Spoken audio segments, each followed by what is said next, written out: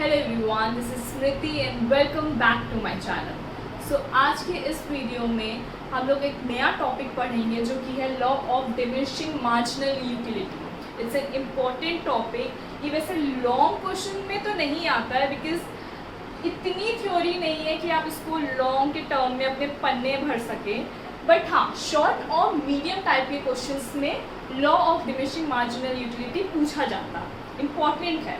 अब क्या है ये law of diminishing marginal utility? ये जो लॉ है ये एक जर्मन इकोनॉमिस्ट एच गोसेन ने दिया था, बट इसको सिस्टमेटिकली फॉर्मुलेट जो है अल्फ्रेड मार्शल ने किया, इसीलिए यहाँ पे अल्फ्रेड मार्शल का नाम आता है। अब क्या बताता है ये law of diminishing marginal utility? Heading से समझते हैं कि ये लॉ है क्या। डिमिनिशिंग का मतलब क्या है? कोई चीज़ डिक्लाइन करना। डिक्लाइन करने का मतलब कोई चीज़ कम हो रहा है, डिक्रीज हो रहा है। मार्जिनल का मतलब समझाया था। मार्जिनल क्या होता है?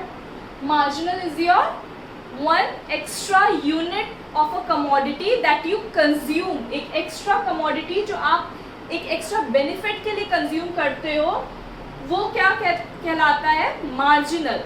One additional unit of a commodity. And utility is your satisfaction. तो डिमिनिशिंग मार्जिनल यूटिलिटी मतलब क्या हुआ?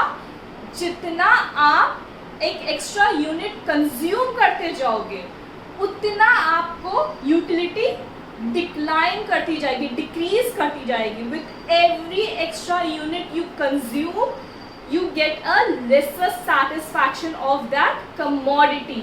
उसको कहते हैं law of diminishing marginal utility. समझ में आया ये चीज़?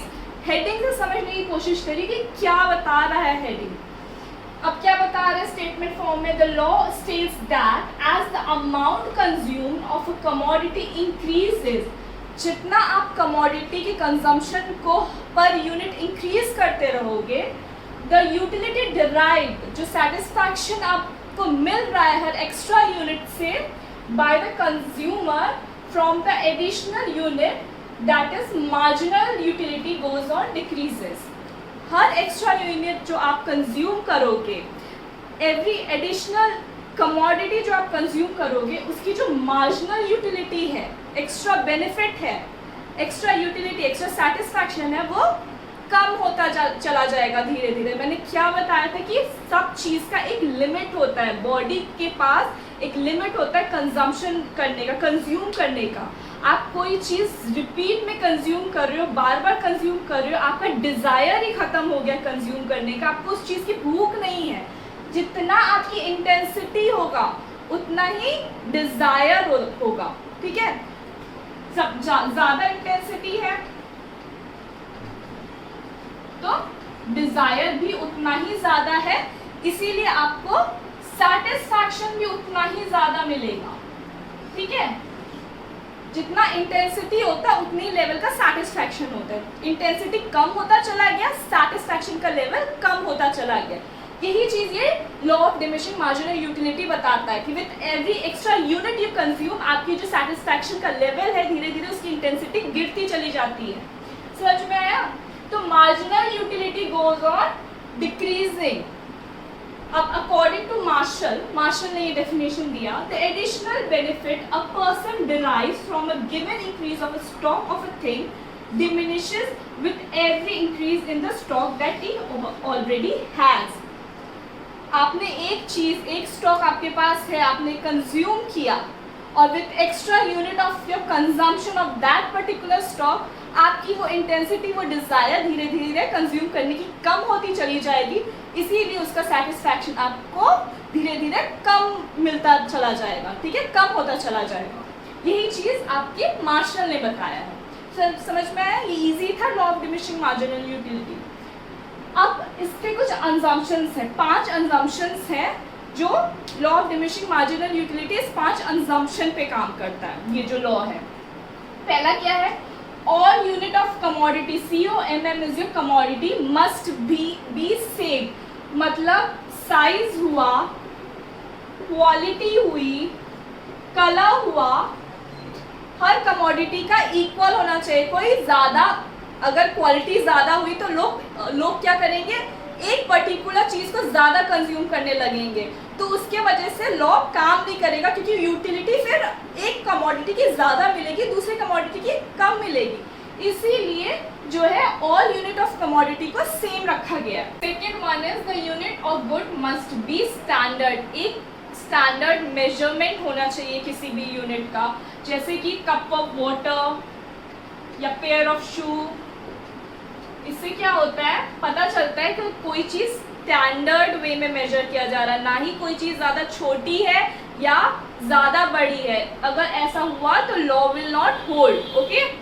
Third is no change in taste. Consumer के टेस्ट एंड प्रेफरेंसेस में कोई चेंज नहीं आना चाहिए। अगर जैसे मान लीजिए चेंज आ गया, कंज्यूमर को एक चीज़ ज़्यादा पसंद आ रही है और दूसरी चीज़ का वो कंजम्पशन ही नहीं कर रहा है, तो ऐसा क्या होगा कि जो चीज़ वो ज़्यादा कंज्यूम कर रहा है उसकी मार्जिनल यूटिलिटी ज़्यादा से ज़्यादा निकलेगी, तो इसमें लॉ काम नहीं करेगा। इसीलिए कोई भी कंज्यूमर्स के टेस्ट एंड प्रेफरेंसेस में कोई भी चेंज नहीं आना चाहिए। Fourth is must be continuity in consumption. Consumption में एक क्वांटिन्यूटी होनी चाहिए विच इज़ वेरी नेसेसरी। अगर क्वांटिन्यूटी नहीं हुआ, अगर ब्रेक हो गया, तो इस टाइम पे लॉ काम नहीं करेगा। कैसे नहीं करेगा? और अगर ब्रेक आप ले भी रहे हो, कॉन्टिन्यूस नहीं भी हो रहा है, तो आप एक छोटा स्मॉल इंटरवल के लिए ब्रेक ले सकते हो, उससे ज़्यादा नहीं। उससे ज़्यादा लिया तो लॉ विल नॉट होल्ड। कैसे काम नहीं करेगा? मान लीजिए आप मैंगो कंज्यूम कर रहे हो, जैसे कि मैंने लास्ट वीडियो में बताया कि 6 मैंगोज कंज्यूम किए, तो कैसे कैसे करके वो उसकी यूटिलिटी कम होती चली जा रही है। With every extra unit you are consuming, आपकी यूटिलिटी उसकी कम होती जा रही है। तो जैसे कि अभी आपने मैंगो कंज्यूम किया और फिर काफ़ी टाइम के बाद मैंगो कंज्यूम किया, तो उसमें मार्जिनल यूटिलिटी कम हो रही है, पता नहीं चलेगा, क्योंकि बाद में शायद आपको ज़्यादा भूख लग जाए। समझ में आई ये चीज़? फिफ्थ क्या है, क्या बताता है? No change in price of substitute goods. जितने भी सब्स्टिट्यूट गुड्स हैं उसके प्राइस में कोई चेंज नहीं आना चाहिए। सब्स्टिट्यूट गुड कौन से होते हैं कि आप एक कमोडिटी कंज्यूम कर रहे हैं, आप शिफ्ट कर सकते हो उस अगले कमोडिटी में, कोई दूसरी कमोडिटी में, जिसका आपको बेनिफिट लगभग सेम का मिलता है। जैसे कि टी एंड कॉफ़ी, अगर आप चाय पी रहे हो तो आप कॉफ़ी में शिफ्ट कर सकते हो, कॉफ़ी पी रहे हो तो चाय में शिफ्ट कर सकते हो, लगभग आपको वो चीज़ सिमिलर मिलती है। तो there should be no change in price of substitute goods. क्यों? अगर सब्स्टिट्यूट गुड्स के प्राइस चेंज हो गए तो कंज्यूमर शिफ्ट कर जाएंगे, और उससे क्या होगा, मेन कमोडिटी से एक कंज्यूमर को कितना मार्जिनल यूटिलिटी मिल रहा है, कितना सेटिस्फैक्शन मिल रहा है, फिर पता नहीं चलेगा। इसीलिए ये 5वां असम्पशन ये बताता है कि सब्स्टिट्यूट गुड्स के प्राइस शुड रिमेन अनचेंज। ये 5 असम्पशंस है लॉ ऑफ मार्जिनल यूटिलिटी का, जिस इन असम्पशंस पे ये डिमिनिशिंग मार्जिनल यूटिलिटी का लॉ काम करता है। अब there is now 2 major explanation to this law. ये क्या है, आगे कंटिन्यू करते हैं। इसी 2 मेजर एक्सप्लेनेशन में आपको समझ में अच्छे से आ जाएगा कि law of diminishing marginal utility है क्या। ठीक है, स्टार्ट करते हैं with your explanation of the law. ये लॉ क्या एक्सप्लेन कर रहा है? 2 बहुत ही मेजर चीज़ है ये लॉ एक्सप्लेन कर रहा है। First one is your more and more quantity of commodity is consumed, the intensity of desire decreases and therefore the utility derived from the additional unit decreases. Simple way में बोला जाए, भूख जैसे जैसे कम होती चली जाएगी वैसे वैसे आपकी इंटेंसिटी, आपकी डिज़ायर कम होती चली जाएगी उस चीज़ को कंज्यूम करने का, और साथ में जब डिज़ायर कम हो जाएगा तो आपका जो यूटिलिटी, आपको जो सेटिस्फैक्शन मिलना है वो भी धीरे धीरे कम हो जाएगा। मान लीजिए 6 मैंगोज थे, एक के बाद आपने एक कंज्यूम किया, धीरे धीरे आपकी जो हंगर है, आपका जो भूख है वो कम होता चला गया, आपका डिज़ायर, आपकी इंटेंसिटी कम होती चली गई। जैसे जैसे इंटेंसिटी, आपकी डिज़ायर, जो डिज़ायर की इंटेंसिटी है वो कम हुई, वैसे ही आपकी जो मार्जिनल यूटिलिटी है वो भी रिड्यूस हो गया। जब इंटेंसिटी किसी चीज़ को कंज्यूम करने की, जो डिज़ायर किसी चीज़ को कंज्यूम करने की, उसकी जो इंटेंसिटी कम हुई, जब डिज़ायर कम हुआ तो मतलब आपकी इंटेंसिटी कम होगी। इंटेंसिटी कम हुआ मतलब आपकी जो marginal utility, extra benefit you are getting, वो भी डिक्लाइन हो जाएगा, रिड्यूस हो जाएगा। अब सेकेंड पॉइंट में आते हैं। सेकेंड पॉइंट क्या एक्सप्लेन करें इस लॉ के बारे में? If there are many uses of a commodity, the most urgent requirement will be fulfilled first, followed by the next important use and so on. अगर एक कमोडिटी है और उसी कमोडिटी के कई सारे यूसेज हैं, तो आप क्या करोगे कि जो सबसे इम्पोर्टेंट चीज़ है आप उस चीज़ के लिए उसको यूज़ करोगे, उसके बाद फॉलोड बाय बाकी जो लेस इम्पोर्टेंट चीज़ है धीरे धीरे आप करते जाओगे इस्तेमाल। एग्जाम्पल क्या हुआ, इलेक्ट्रिसिटी मान लीजिए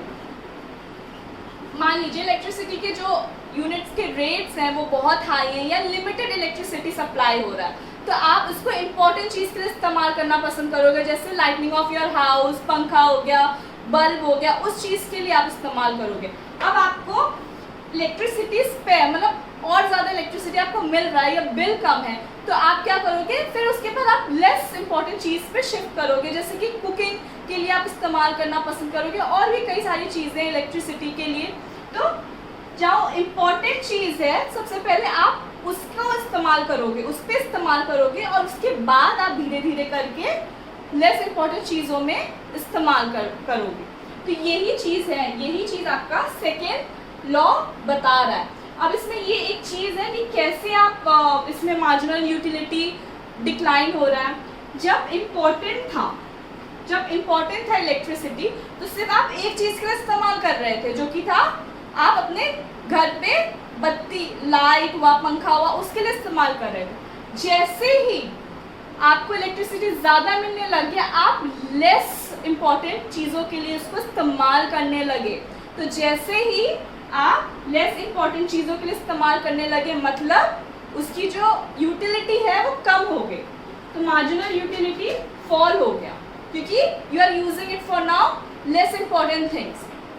ठीक है, इतना समझ में आया ये चीज़? सेकेंड क्या बता रहा था, फर्स्ट एंड सेकेंड ईजी था, कोई इतना डिफिकल्ट नहीं था।